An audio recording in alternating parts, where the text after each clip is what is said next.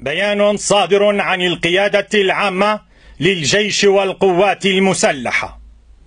أقدمت الولايات المتحدة الأمريكية عند الساعة 3:42 فجر اليوم على ارتكاب عدوان سافر استهدف إحدى قواعدنا الجوية في المنطقة الوسطى بعدد من الصواريخ، ما أدى إلى ارتقاء 6 شهداء وسقوط عدد من الجرحى وإحداث أضرار مادية كبيرة.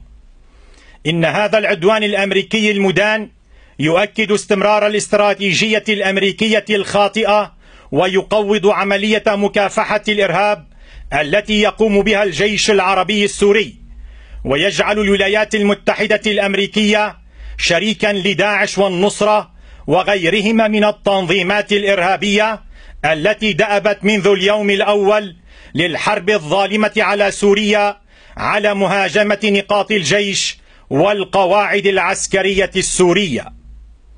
إن إقدام الولايات المتحدة الأمريكية على محاولة تبرير هذا العدوان بذريعة استخدام الجيش العربي السوري للسلاح الكيماوي في خان شيخون دون معرفة حقيقة ما جرى وتحديد المسؤول عنه، من شأنه أن يبعث برسائل خاطئة للمجموعات الإرهابية تجعلها تتمادى في استخدام السلاح الكيماوي مستقبلا كلما تعرضت لخسائر كبيرة في ميدان المعركة.